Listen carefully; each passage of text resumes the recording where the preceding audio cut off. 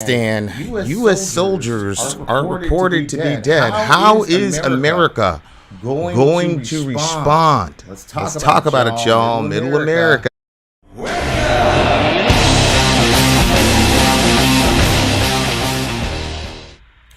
Well, ladies and gentlemen, we have a certified terrorist attack that has taken the lives of, at the moment, 12 to 13 US servicemen at the airport. And I've got a guy in Afghanistan, and I messaged him about 30 minutes ago, and this brother has yet to respond to me. So, I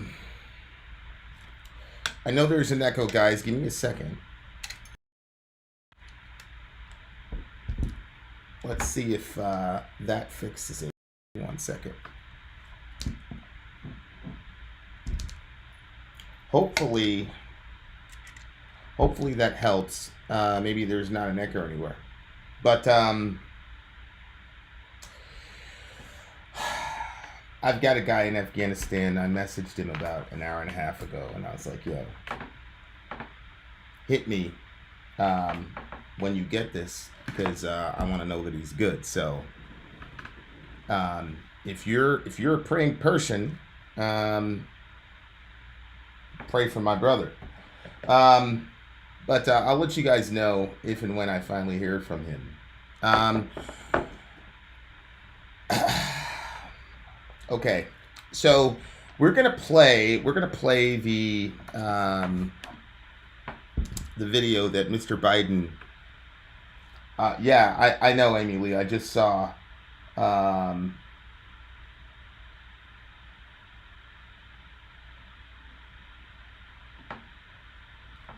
lot of things going on. Anyway, okay. Let me try to focus here, because I'm a little off here for obvious reasons. We've got Mr. Biden is about to deliver his remarks. Thanks, CB. CB is praying for my friend. I appreciate it. Joe Biden has presented some remarks, so let's go look at that and see what happens from there.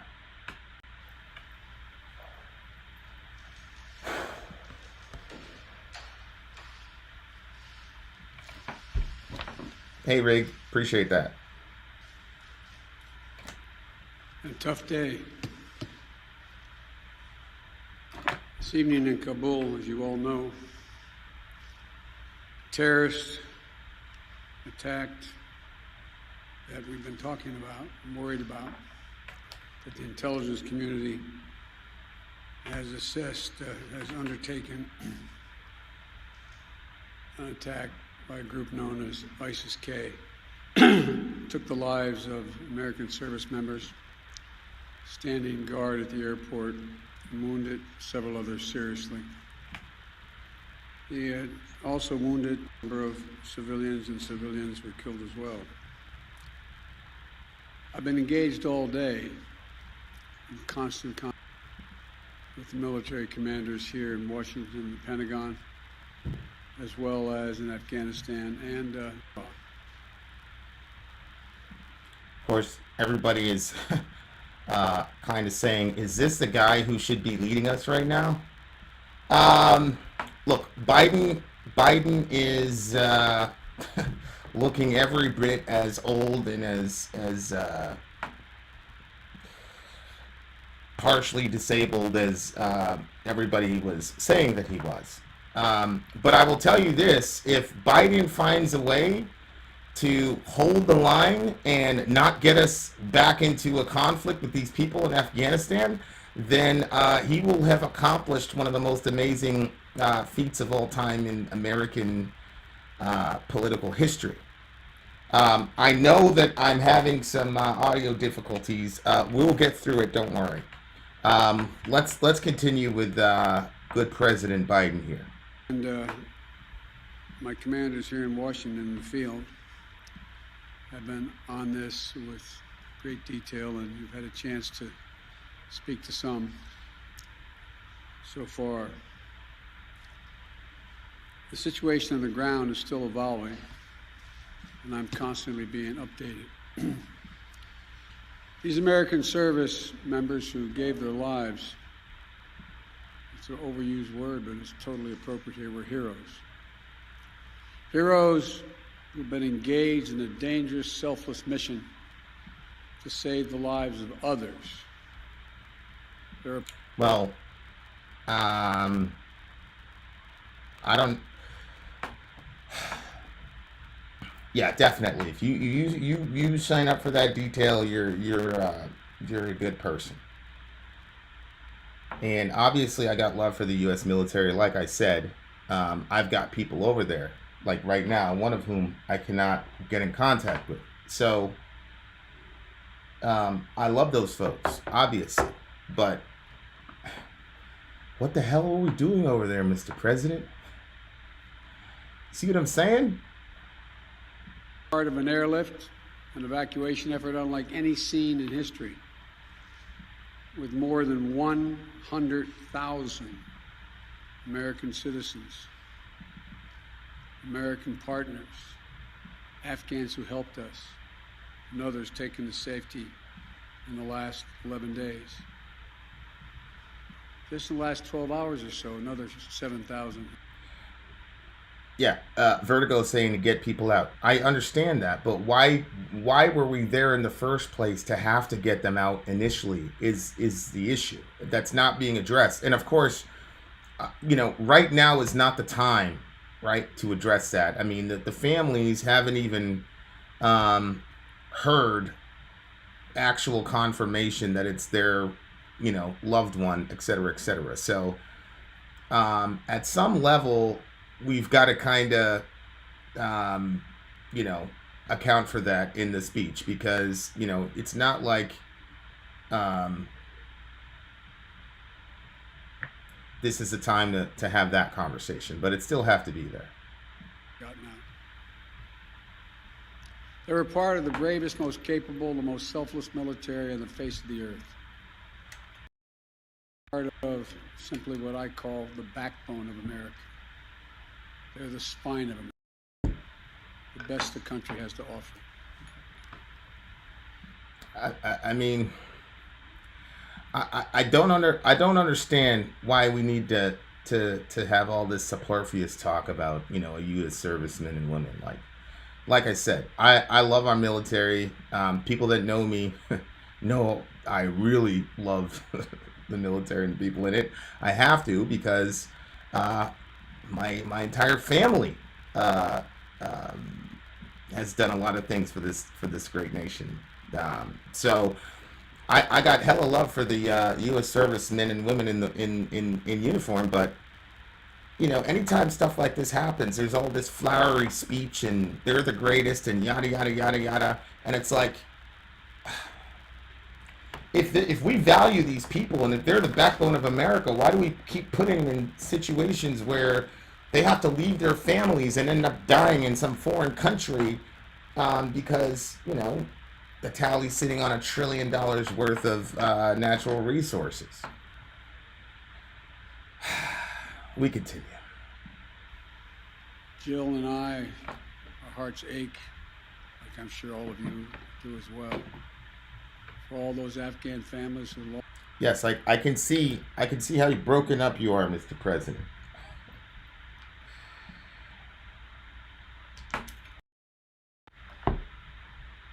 Loved ones, including small children, or been wounded in this vicious attack.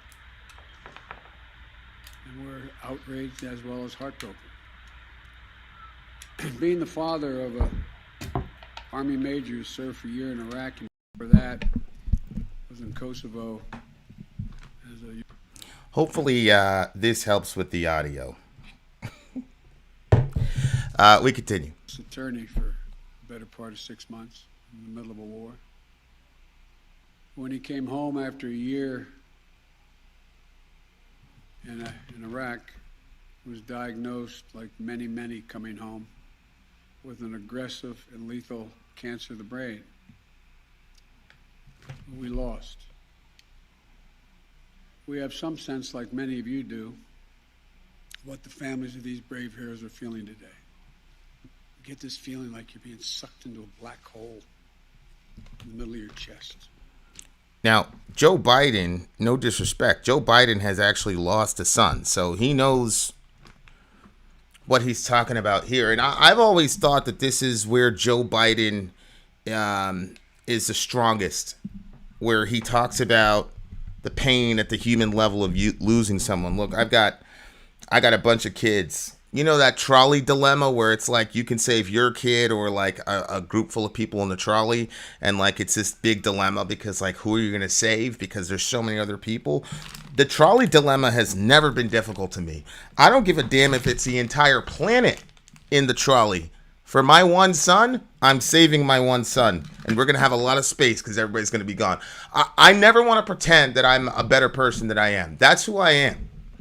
So Joe Biden losing his kids, he has always been, in my opinion, very strong when he's talking about that. And it's a challenge that I pray a lot that God never, ever puts in my way, because I don't think I would be able to handle it very well.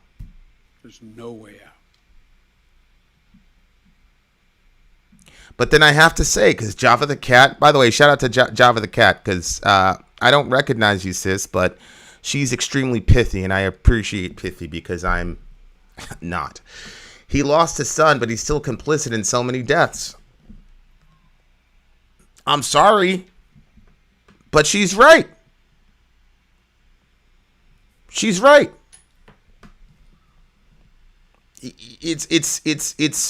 It's well and good. You lost a son. You can relate to us on a human level. But Joe, you should be the biggest anti-war advocate on the planet. My heart aches for you. But I know this. We have a continuing obligation, a sacred obligation to all of you, families of those heroes. That obligation is not temporary. It lasts forever. Guys, I've got 2 audio sources here on this program, and I've got them both maxed out for Joe, and this is as high as he can go. So it is what it is, I guess.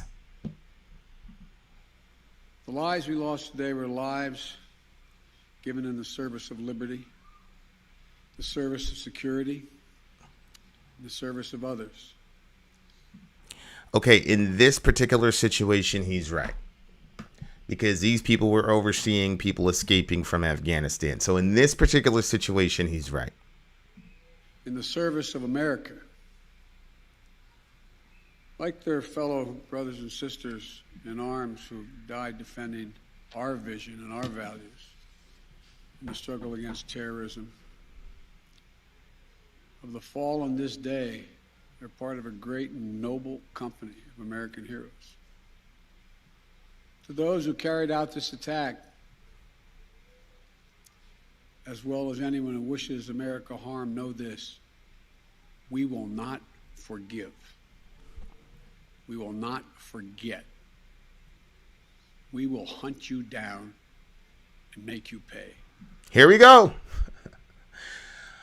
We're not going to forgive. We're not going to forget. We're going to hunt you down and make you pay. Sounds eerily similar to what Mr. Bush said after 9/11. We're going to hunt you down. Bin Laden's in a cave. We're going to hunt you down.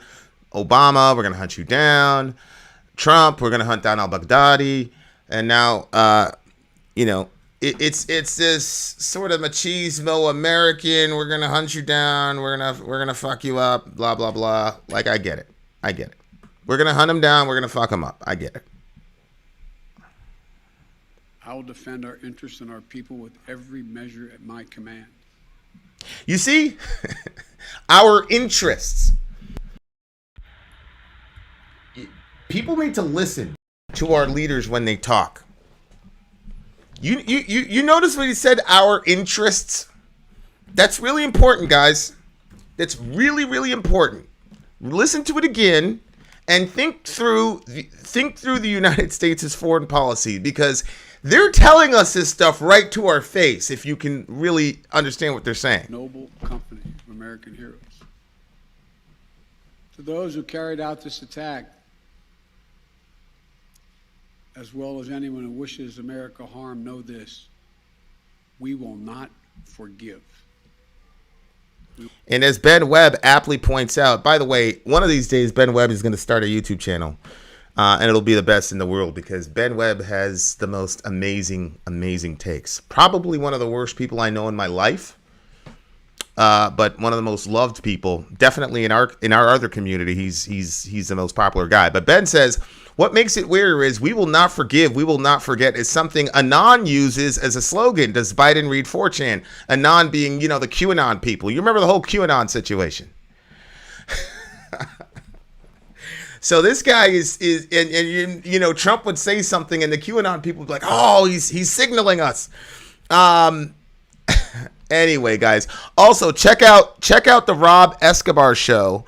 Robert Escobar, you guys know I'm new in this. I kind of don't even know what I'm talking about. SubhanAllah, I'm trying to get the audio fixed for goodness sake. Robert Escobar actually knows what he's doing. He knows what he's talking about. Please like, share, comment, and subscribe to his channel. And no, he's not paying me or anything. I don't know the guy from Adam. I've just watched a few of these things, and it's really awesome. And I like getting as much positive information out there as possible because it's not about my show, because I barely know what the hell I'm talking about. It's about all of us being informed. So there you go. Please go to his, give it a listen. Give it a listen. And you'll see. Dude knows what he's talking about. Okay, that was a bonus. We continue. Anon and QAnon are not the same. Okay, well, there you go. Anon and QAnon are not the same. That's a perfect understanding that I don't know what I'm talking about. We continue. Forget. Oh, we won't forget. Okay. We will hunt you down and make you pay. I will defend our interests and our people with every measure at my command. You got to understand, guys. Our interests are, and notice, and I'm not going to make a big giant deal out of this, but you'll notice that he said interests before he said our people, I think. Let me try again, just make sure I'm representing this properly, okay? Measure at my command. Over the past few weeks, hunt you down and make you pay. Yeah. I will defend our interests and our people with every measure. Yeah, you'll notice that interest came before people. That is the U.S. foreign policy right there. I'll defend our interests and our people. So if we've got interests in the natural resources of Afghanistan, the opium and the other stuff, and the zinc and all that, hey, that's an American interest. We've got interests, y'all. Command. Over the past few weeks, I know many of you are probably tired of hearing me say it. We've been made aware by our intelligence community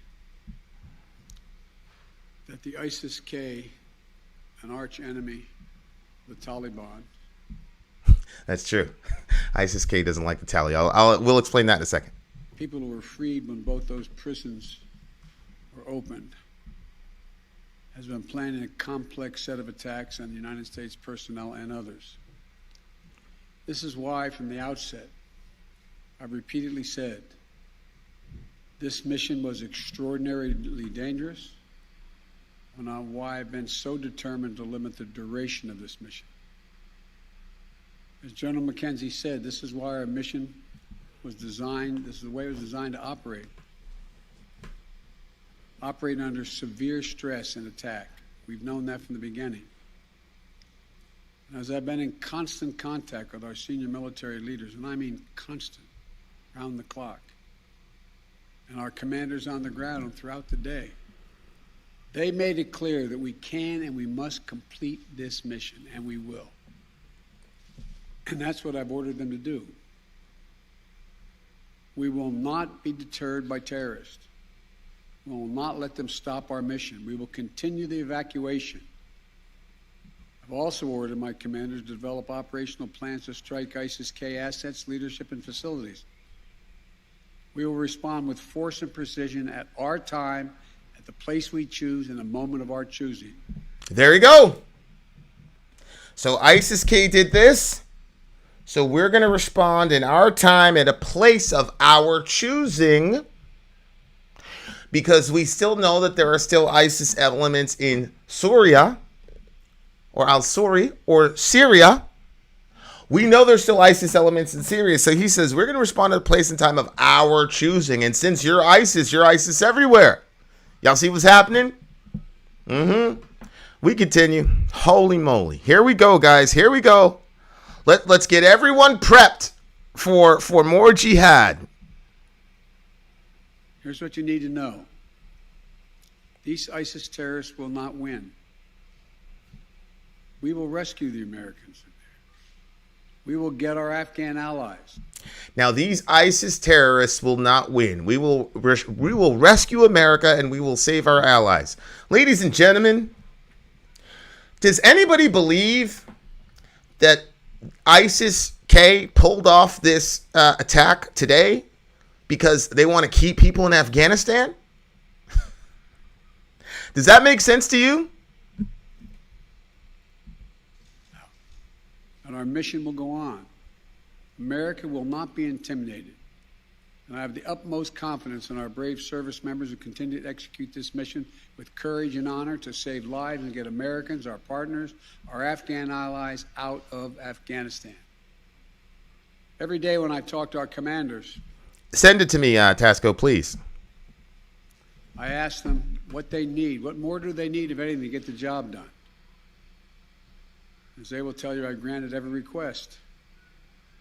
I reiterated to them today on 3 occasions that they should take the maximum steps necessary to protect our forces on the ground in Kabul. And I also want to thank the Secretary of Defense and the military leadership of the Pentagon and all the commanders in the field.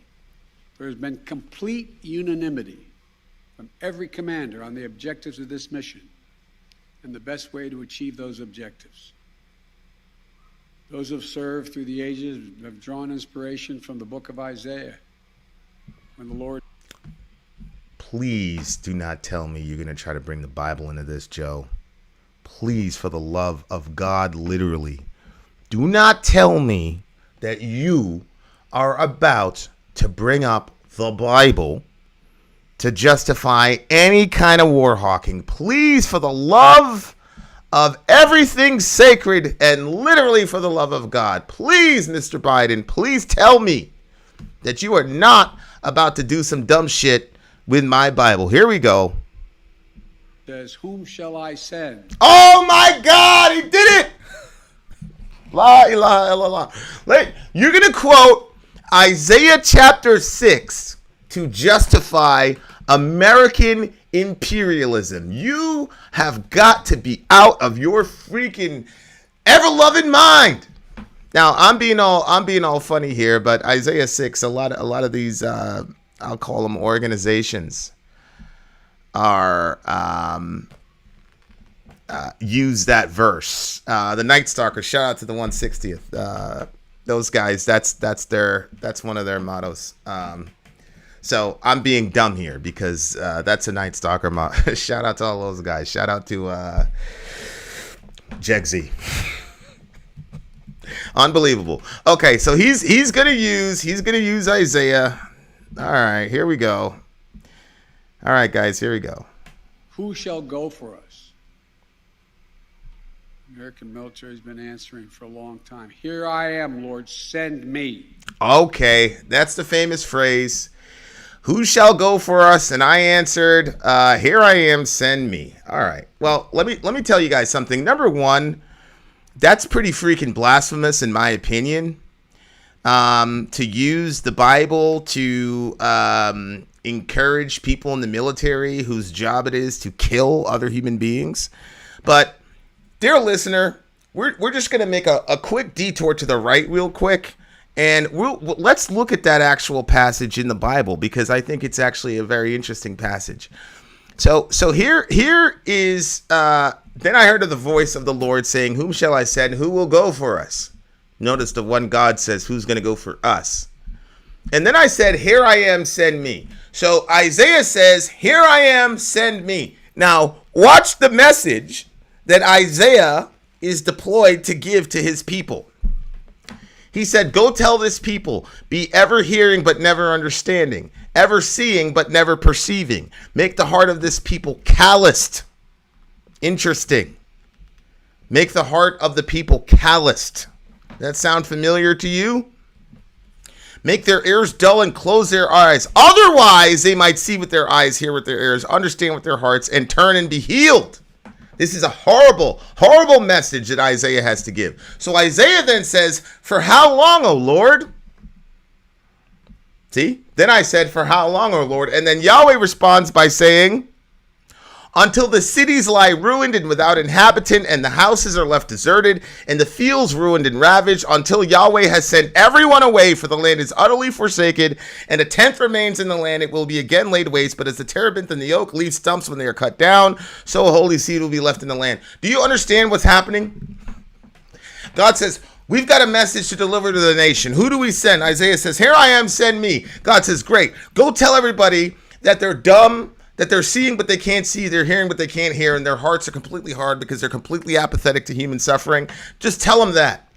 And then Isaiah says, well, how long am I supposed to preach that message? God says, preach it until your entire country is destroyed.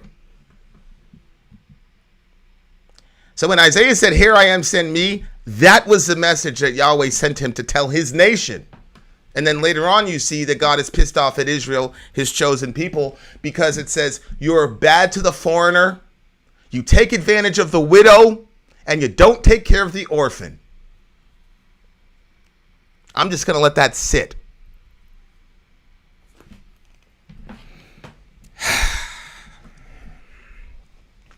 And then here goes, brilliantly says, you guys are some of the quickest, these are the quickest fucking people on the planet. Send Hunter first.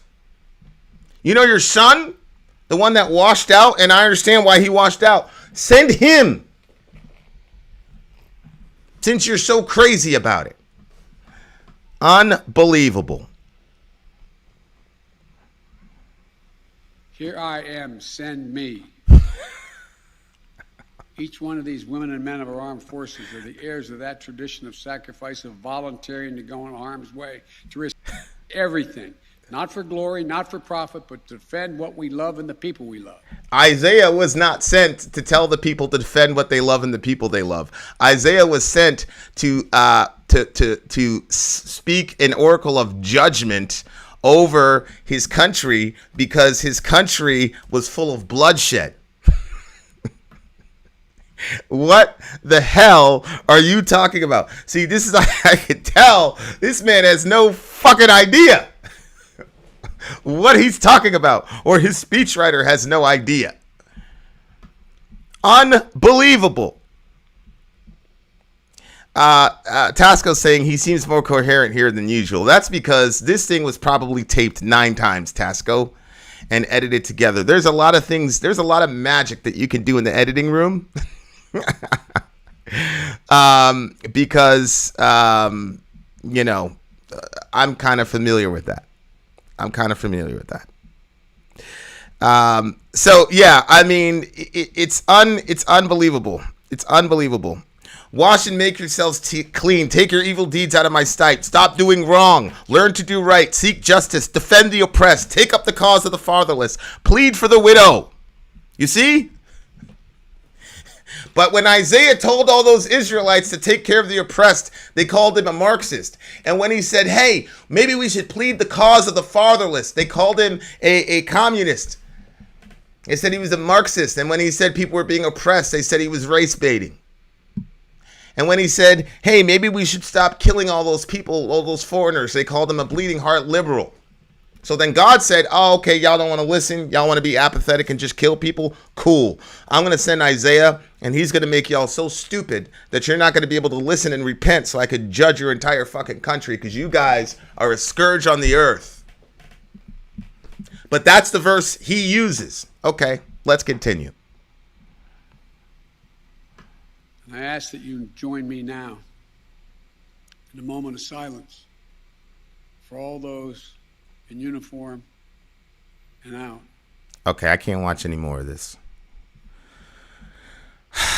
A moment of silence for all those who lost their lives. Well, I agree. I absolutely agree. A moment of silence. Okay, so there's Hosea, Titus 3, 1 through 8. Yeah, I mean, yeah, we should have a moment of silence. And like I said, guys, I'm not.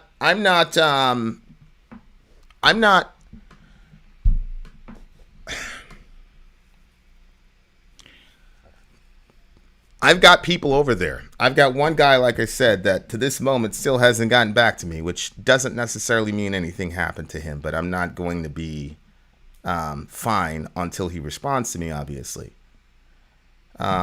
So I appreciate the moment of silence and all the rest of it. But what I would love is if we would actually take stock and look at what the hell is going on. First of all, what this shows us is that the Tali was really serious about giving people safe passage, because ISIS did the attack. Now, the people that attacked the people that attacked this particular area is a group called ISIS-K, and ISIS-K stands for ISIS, the Islamic State in Khorasan. And Khorasan is a very, very, very important moment in Islamic history. And this group, ISIS-K, they are not friendly to the Tali in any way, shape, or form. Not even close. I mean, these guys are a completely different beast. They're a completely different animal than what we've been seeing with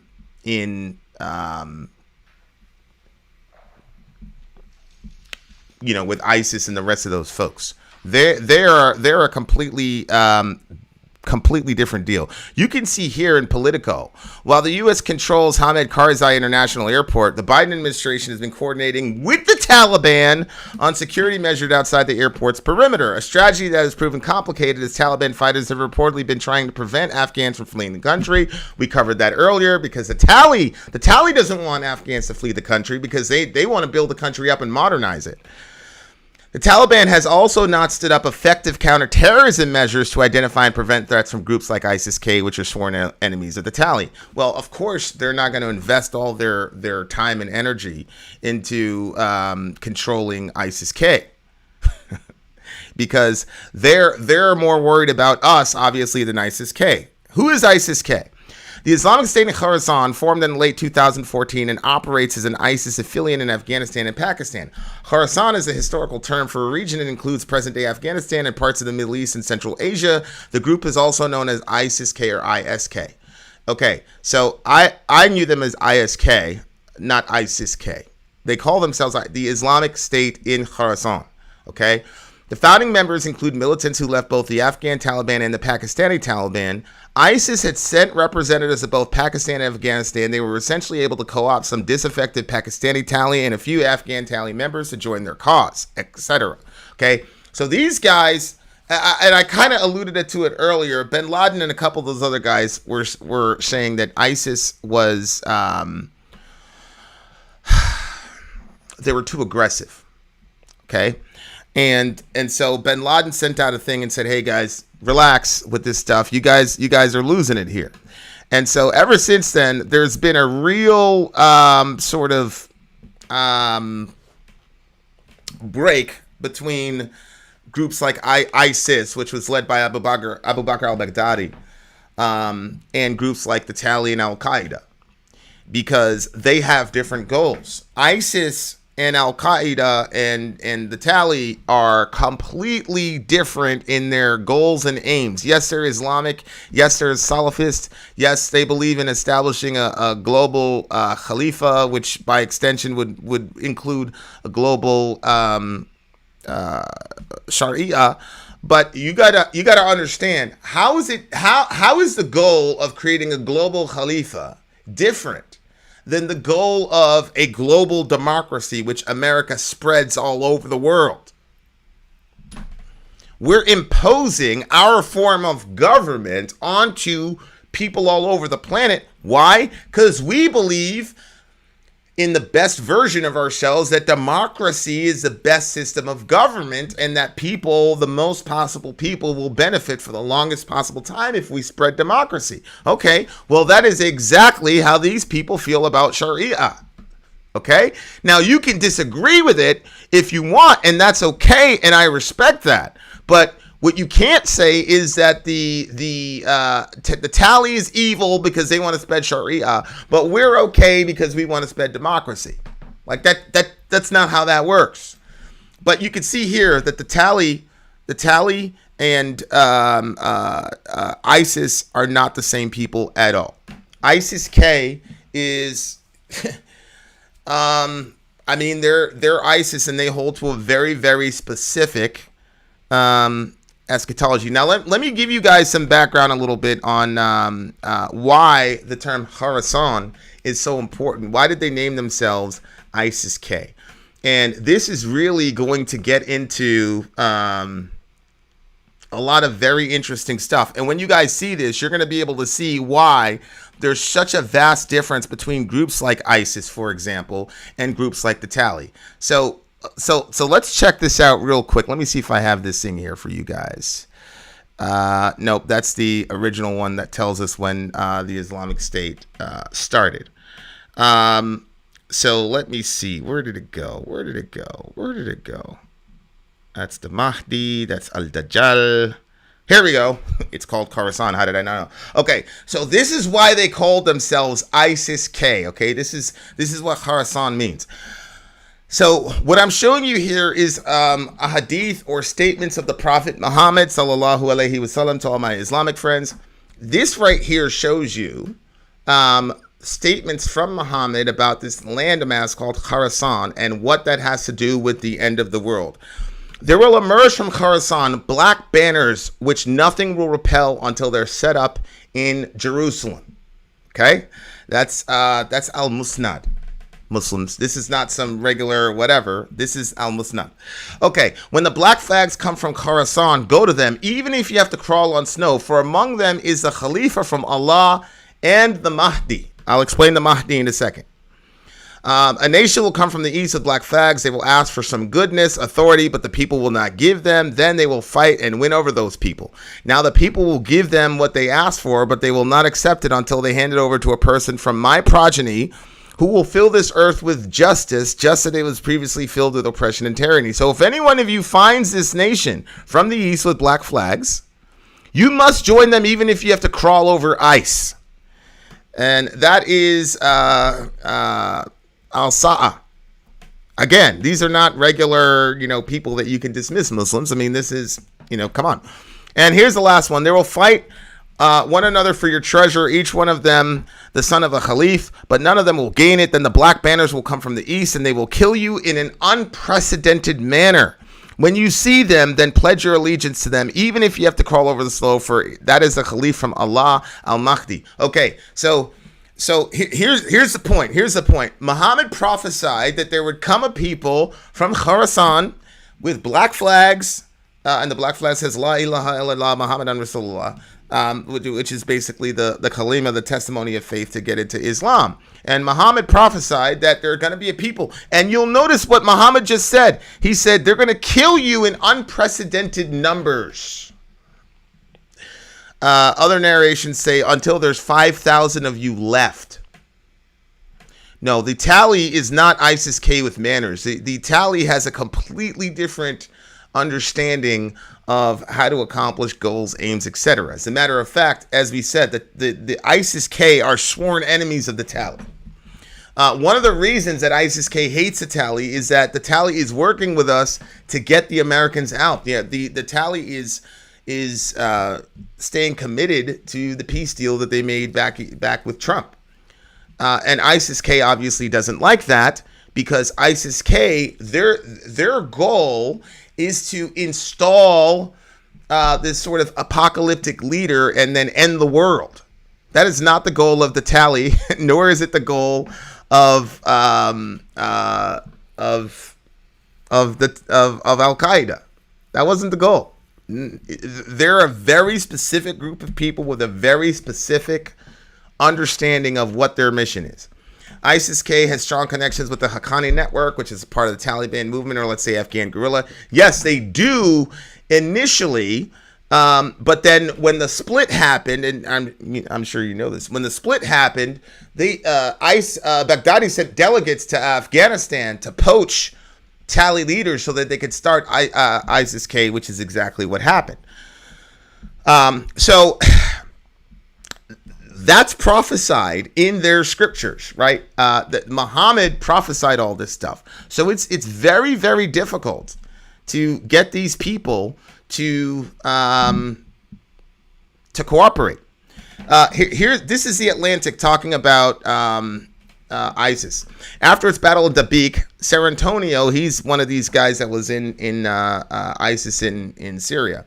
The Khalifa will expand and sack Istanbul. Some believe it will then cover the entire earth, but Ser Antonio suggested its tide may never reach beyond the Bosporus. An anti-messiah known in Muslim apocalyptic literature as Al-Dajjal. Dajjal is basically the Antichrist. He's got like one eye. It says kafir on his forehead. Kafir means unbeliever, etc., etc., etc. Nobody's going to be able to defeat Al-Dajjal except for Isa, Jesus. So the Muslims fight Dajjal. He wipes them all out. There's 5,000 of them left. They're hiding in Medina. And then Jesus comes down from a cloud. He enters the mosque and he prays behind al-Mahdi, who's supposedly Abu Bakr al-Baghdadi.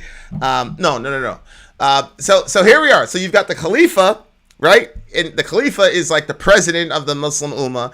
And then you've got al-Mahdi, and Mahdi is kind of like a Messiah figure. And then you have al-Dajjal. Dajjal is the Antichrist. Okay. An anti-Messiah known as al-Dajjal will come in the Khorasan region of eastern Iran and kill a vast number of the Khalifa's fighters until just 5,000 remain. There it is, quartered in Jerusalem. Just as Dajjal prepares to finish them off, Jesus, the second most revered prophet in Islam. I thought it was in Medina. I'm not sure if they're right. It could be Jerusalem. I thought it was in Medina because Dajjal can't go into Medina. But anyway, Jesus comes down and takes out Dajjal. So you have to understand, ISIS's main goal, the reason that they're cutting off the heads of doctors and things of that nature, was because they wanted to inflame the entire world against them to create this conflagration where 95% of them would die so that they could bring about the apocalypse. They're an apocalyptic sort of end times death cult. They're not trying to do things like modernize and things of that nature. You remember when the Tali was talking about, hey, we don't want all the young people to leave because you guys have to build up industry, blah, blah, blah. Man, ISIS isn't thinking that way at all. They're just thinking, hey, we just need to get everybody mad at us, bring everybody down to Khorasan. We've got the black flags, as the Prophet ﷺ said, and then we're going to get this big fight, and most of us are going to die. They're all looking at each other. All of them are going to die. Okay, we're all going to die. There's only 5,000 people left. The Dajjal's going to come up. He's going to end the show. So that's their mentality. Now, whether or not you think that that's logical or not, it doesn't matter. It doesn't matter at all. An anti-Messiah known in Muslim, there it is right there. And then he fights the Dajjal. So that is ISIS's self-understanding. That's what they believe about themselves. That's what they believe about the world. Okay, these guys are a completely different breed, and I understand the sentiment a lot of people have. They're like, "Oh, it doesn't matter, kill them all." It matters a lot. It matters a ton. It matters a ton because one group can be negotiated with, and you can come to terms of a basic peace. Another group cannot be negotiated with by definition. And I think this sort of American, like, hey, man, they're all the same. Fuck them all, blah, blah, blah. And we don't need to pay attention to the nuance. We just need to kill them and just get out of their lands, which is not what people are saying. But you guys, think as rationally as possible as you can. Why would ISIS-K do this attack? It's very simple. What they want is to put pressure on the American president to respond and retaliate and get bloody. Remember, people in ISIS believe that all of them are going to die except for 5,000 of them. They believe that the minute you join that gang, you're signing up to die. Now, the Tali is different. The Tali is signing up to initiate Sharia in Afghanistan, and they'll tell you, inshallah, it spreads across the world. Fine. But they have a vested interest in living. Yes, they have a theology that says if you die in jihad, you go to Jannah. You go to Jannah. Sure, but That's not the goal. That's not the goal of their fighting. The goal of their fighting is to conquer. The goal of the fighting of ISIS is to initiate the apocalypse and die. Those are vastly different things. They're vastly different. So look, and here's the thing. Like I said, I've got people over there. We've got a really good friend who is like I said, he's a friend of mine, and I haven't heard from him yet. My phone just went off, so I looked at my phone to see if it was him. It wasn't him. So guys, like you just have to understand, guys, that this is a very, very deep, seated issue that has really complex and difficult nuances to operate around. These are not the same kind of Muslim, quote unquote, terrorist. The Tali has a vested interest in expelling the United States and keeping Afghani nationals, which is exactly what they're doing. I know all of us were saying, oh, there's going to be a bloodbath. Tali's going to just massacre a bunch of people. They have not done that. As I predicted. Now, look, we could see a video soon where they killed, 10,000. You guys remember those ISIS videos when they were coming into Iraq? How they were just lining up thousands of soldiers and just Shia soldiers and just executing them on TV? They were doing that because they were trying to inflame the anger of the world. So they killed everybody. They killed that Chinese dude. They killed that British dude. They were very, very strategic in executing people and making it as heinous as possible because they wanted to get people so angry at them that the whole world attacked them and met them at battle in Khorasan. So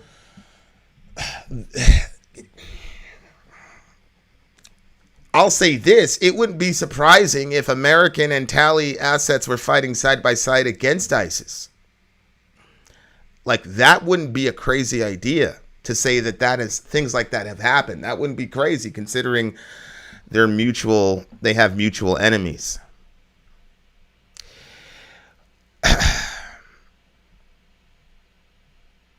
Vin, you're turning white. You have a white spot on your forehead. Sorry for the digression. Stu Mouse says they're using Islam thinking they're doing God's work, and U.S. uses Christianity think they're doing God's work. Maybe they're both wrong. Well, I don't know of a regular grunt on the ground who believes that. Okay, my friend just responded, guys, so I'm pretty happy. I'm all right. Got metal shavings in and around my right eye a couple weeks ago. It's healing up. So he's okay. All right, good.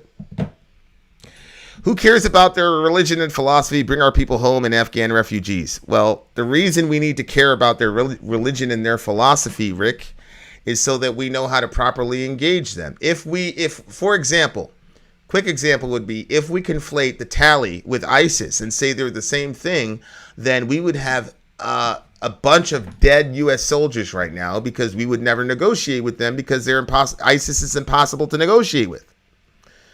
So understanding the dichotomy between these groups and what motivates them is vastly important because, yes, we can take these people out, but ISIS can go anywhere in the world and cause trouble. Right? Secondly, what would it look like to the Islamic world if Americans and the Tali went public and said we are against ISIS? What would happen? If we got on TV, if Biden and whoever from the Tali got on TV and said, look, we don't like each other. We think you guys are crazy. We think democracy is crazy. And then Biden could say, and we think Sharia is crazy. But these motherfuckers over here, they're a problem. And so we're going to join anywhere we find you motherfuckers in Afghanistan, you're out. And then you say every other nation, every other Islamic nation, get together and stamp these people out. That would be huge. That would be massive. Massive. That's what understanding the differences between these groups can do. It's very, very important to know your enemy, quote unquote. So I completely get a lot of people's sentiments, but it's very important for us to know who we're talking about and what their motivations are. It's very, very, very important. How's that negotiating working? The negotiations are working great. Rick, I don't know if you know this, but the Taliban have given U.S. soldiers free passage to leave America as well as American citizens. And if you think that would have happened without negotiations, shout out to Mr. Trump, you got to give it to him. You're wrong. You're wrong. Because there's lots of elements in the Taliban that didn't want that deal.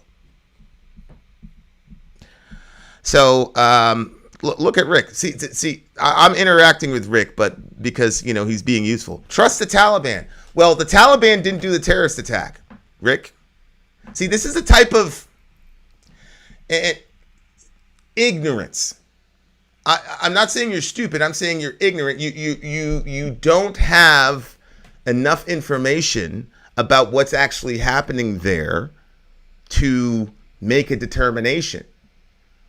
It's just this, negotiating with the Taliban? Yeah, negotiating with the Taliban. They haven't targeted a U.S. soldier in almost 2 years. So yeah, they can be negotiated with. They absolutely can be negotiated with. They're human beings. But see, there's this Western understanding. We don't need to know these people. We don't need to know what's going on with them. We don't need to know how they think. We just need to bomb the shit out of them or abandon their country after we fuck it. We don't need to know or talk to the Taliban, negotiate with them. Well, we didn't negotiate with the Taliban. Okay. All right. I'm not going to get into it, but Amy knows, and so do I. The Taliban has proven over and over again to be trustworthy. If they say something, they abide by it. That's correct. The Taliban are the closest to, in word and deed, they're the closest in my mind to what I see in the first century of the Islamic world. They're the closest. They fought. They also negotiated with their enemies, and they made a very, very strict practice of adhering to their negotiations. No, Rick, nobody in our group is in favor of imperialism. The problem is your dismissive attitude to people who have a different mentality than you. Yes, the Taliban can be negotiated with. They can be.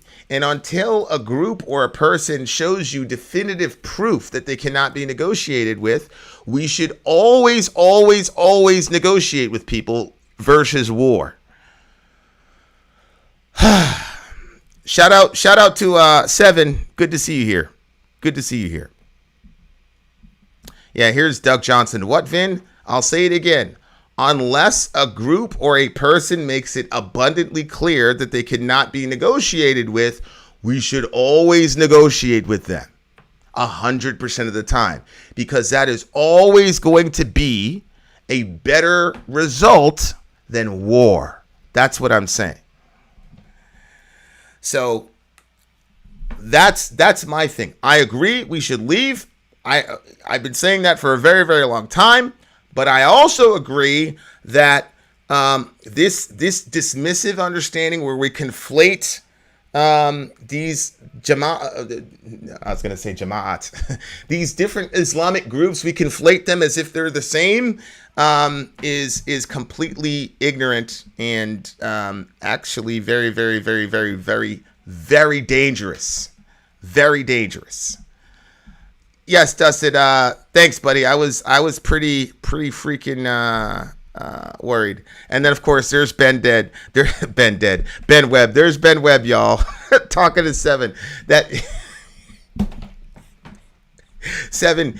If you want me to ban Ben, I'll ban him. But I don't think you will.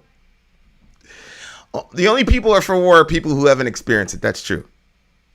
That's a straw man argument you didn't make. Yeah, go back up there and you'll see you were mocking the idea of negotiating with the Taliban, which is completely ignorant, because we've negotiated with the Taliban and they've been almost to the period, to the letter, perfect in their commitments to us. So you did make that statement. Now, if you're retracting that statement, great, because I've said a bunch of ignorant shit on this channel that I've had to retract. So if you're retracting that, Sanchez, great. But it's not straw manning you to say that you're completely ignorant when it comes to the motivations of these various Islamic groups. And I'm not saying that as an insult. I'm just saying it as an observation. Anybody that mocks negotiation with the Taliban obviously doesn't care about human life, which I think you do, or doesn't understand how the tally operates, which I'm almost certain that you don't. Right?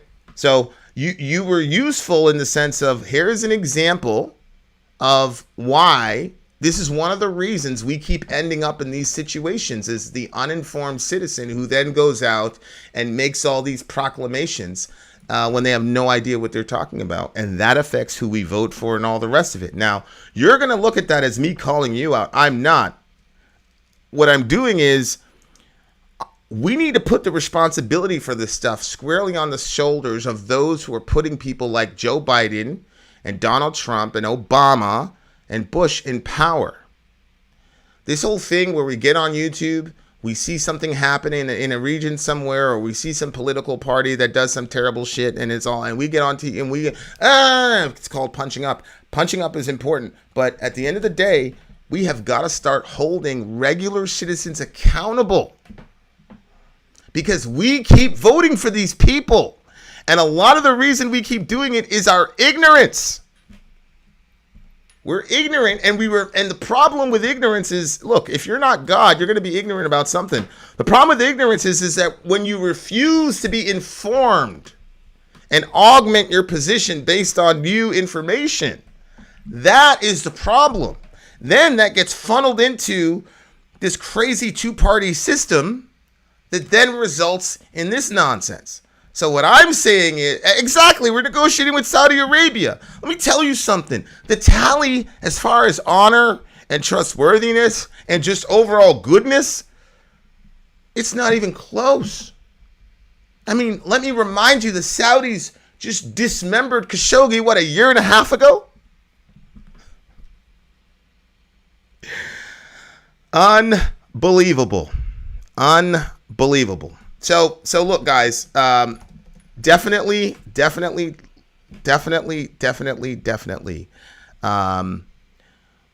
We need to, we've got to do better at who we're putting in power. We just have to do better at the people we're putting in power. That's all. And we've got to do better ourselves. Guys, it's 2021.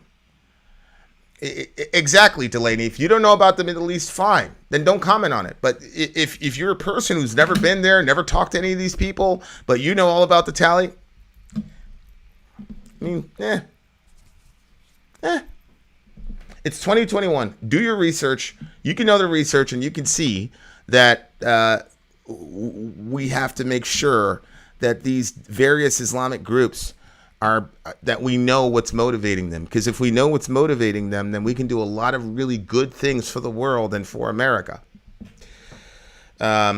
So that's how I feel about it. What do you give Biden on this speech? 1 to 10, more war coming. What do I give him on the speech? Well, I couldn't watch the rest of the speech. I mean, look, optically, Biden looked incredibly weak. Incredibly weak. Biden looked incredibly weak to me. And so, obviously, in a time when your country is being attacked, you want your leader to project strength. And he didn't. And I understand, somebody texted me and said, I've been instructed to take some questions from MSNBC. It's like, why would you tell people you were instructed to take these questions? It makes you appear weak. But at the end of the day, does it really matter how he appears? I think the rest of the world knows by now that it doesn't take much for the U.S. to drop hundreds of bombs on your country and annihilate you. He's already dropped bombs in Somalia. So I don't think that his projection of weakness is going to be much of a problem, because the world knows now, whether you remember Obama, he projected that he was going to be this world president, and The war, I voted against Iraq war. He was against Guantanamo, blah, blah, blah. That's what he was projecting to the world. And then he went and he drone bombed more people, more human beings, created the image and likeness of God. He killed more he killed more people than Bush did. But he was projecting all this soft. So my thing is, I think the leaders of the world know, no matter Americans project, how soft American leaders project themselves, that we will still fuck you up at the drop of a hat for no reason. So that's what I think. The religious guy knows all. No, the religious guy knows very little, but I do know about that area and those people. I do know that. So look, Rick, this is bigger than your little ego, right? What we're talking about here together as a collective is, let's be as informed as we possibly can so that when it's time to select our leadership, we are informed voters. This way, we don't keep ending up in situations like this, Rick. That's the goal of our little back and forth. The goal of the back and forth is to understand so that you can be a more informed voter, so that we stop voting in war hawks and people like that. So I'm sorry that you're hurt, obviously, and offended, Rick, but the point is, it's very instructive for the rest of the group. Can ISIS as an ideology be defeated? I do not believe so. Well, actually, let me walk that back. I do think that ideology can be defeated because there's enough in Islamic history. There was a group called the Khawarij in Muhammad's time, and Muhammad warned his followers that they were deviants, and deviating in the religion in Islam is a massive problem. So ISIS, there have been a lot of counter-terrorist work from Muslims that have successfully been able to marginalize ISIS and groups like it as Khawarij. So I think from that regard, it can be defeated. Will it ultimately and completely be defeated? No, because Muhammad would disagree with this, but I think that his religion left open groups like the Khawarij. And so because there's always a group of ahadith that are violent and authoritarian and autocratic. So the seeds of ISISism will always be there. So I don't think you're going to be able to eradicate it completely. But do I think that we can eradicate for the next 90 to 300 years ISIS type ideology? I absolutely do believe that we can do that. And it's very simple. And that's why questions like that are important. That's why we have to understand why there's a difference between the Taliban and ISIS, and then how to leverage that difference in such a way as it benefits Americans. That's the point. And so that's why I'm saying a joint press conference where Biden and the Taliban say, you suck, we don't like democracy, and we say, you suck, we don't like Sharia, but both of us can agree that these motherfuckers over here, we need to get rid of them. I think very quickly that ISIS can be completely driven underground. I mean, look, this is not going to be significant to many of you, but there have been accounts of Shia soldiers finding aid and comfort in Sunni houses. And if you know anything about that region and that whole situation, especially with soldiers and civilians, that's a massive thing. So my point is, ISIS treated these people so horribly that regular citizens who were sworn enemies of these people had pity on them. So no, I definitely believe that the specific strain of Islam that ISIS represents, I do believe that we can actually overcome that ideology for sure. That's something that Rick and I agree on. The USA has reinvented terrorism. We do it better than everyone else. That's not even a question. And guys, to back up Rick here and to land the plane, I am not in any way, shape, or form cavalier about the deaths of American servicemen and women over there. It's 12 or 13. But please keep in mind, U.S. drone strike kills 30 pine nut farm workers in Afghanistan. 30. Okay? So that right there shows you that, yes, I am horrified that we lost American servicemen and women. But that wasn't even half. Let's say that you take the 13 number. That's not even half of what happened to these pine nut farmers. And we were invaders. We were unwelcome guests in their country. These pine nut farmers are regular people in their own country. And we killed over twice as many as died today. My point is not to say that we should not mourn the deaths of those people. My point is simply to say, let's get some perspective, guys. Let's get some perspective. That's my point. That's all I'm saying.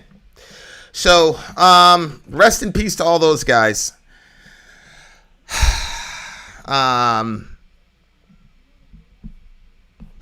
Definitely a terrible situation.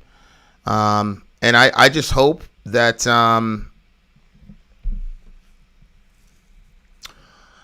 I hope Mr. Biden stays the course and gets us out of Afghanistan. I'll tell you what, if Biden keeps us out of Afghanistan and he doesn't mobilize major forces to Syria, then you got to say that he's accomplished one of the greatest feats ever in U.S. history.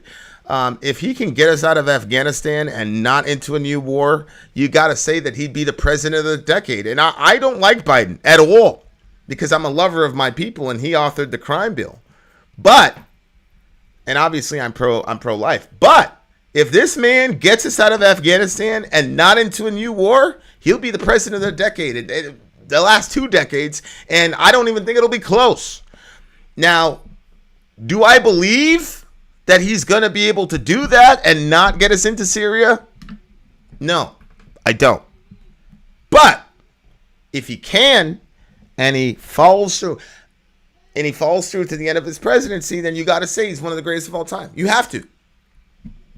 If you value human life. If you don't value human life, then it is what it is. But as Tasco said, there's more war around the corner. I don't know. Inshallah, there won't be. And if you're a praying person, pray. But yeah, if this dude can get us out of Afghanistan and not into a new war, then we're in good shape. Shout out to Rick Sanchez. Look, we can agree to disagree and all the rest of it. And I think these conversations that come out of disagreements are important. So shout out to Rick Sanchez. Much love to the homie. Guys, at the end of the day, man, my thing is we just got to make sure that we're informed voters and that every single day we're getting more and more indications that we need a third party. Period. End of story. We need a third party. So there's that. In the meantime, love your neighbor, take care of each other. Middle America, we are the media. Till next time, guys.